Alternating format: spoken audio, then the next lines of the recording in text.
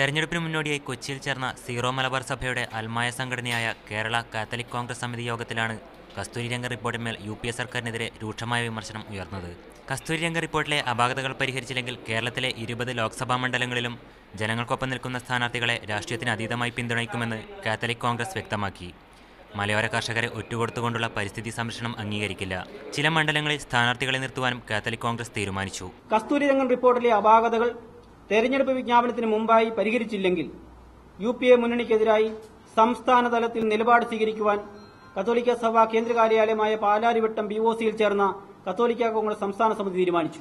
കസ്തൂരിരംഗൻ റിപ്പോർട്ടിലെ അപാകതകൾ പരിഹരിച്ചില്ലെങ്കിൽ കേരളത്തിലെ 20 പാർലമെന്റ് മണ്ഡലങ്ങളിലും ജനങ്ങൾക്കൊപ്പം നിൽക്കുന്ന സ്ഥാനാർത്ഥികളെ രാഷ്ട്രീയത്തിന് അതീതമായി പിന്തുണയ്ക്കുവാനും കാർഷിക മേഖലയിൽ കത്തോലിക്ക കോൺഗ്രസ് സ്ഥാനാർത്ഥികളെ നിർത്തുവാനും ഉൾപ്പെടെ ഉചിതമായ തീരുമാനങ്ങൾ എടുക്കുവാൻ 7-അംഗ ഹൈപ്പവർ സമിതിയെ ഇന്ന് ഈ സമിതി അധികാരപ്പെടുത്തി. സംസ്ഥാന പ്രസിഡന്റ് ജേക്കബ് മുണ്ടക്കലിന്റെ അധ്യക്ഷതയിൽ ചേർന്ന സമ്മേളനം KCBC deputy general secretary Stephen Alathara ഉദ്ഘാടനം ചെയ്തു. തെരഞ്ഞെടുപ്പിന് മുമ്പ് ഉചിതമായ തീരുമാനങ്ങൾ എടുക്കുന്നതിനായി ഉന്നതാധികാര സമിതിയെ യോഗം ചുമതലപ്പെടുത്തി. കർഷകരെ സംരക്ഷിക്കാത്തവർക്ക് വോട്ട് ചെയ്യരുതെന്ന് കാണിച്ച് കഴിഞ്ഞ ദിവസം KCBC ഇടയലേഖനം പുറത്തിറക്കിയിരുന്നു. മീഡിയ 1 കൊച്ചി.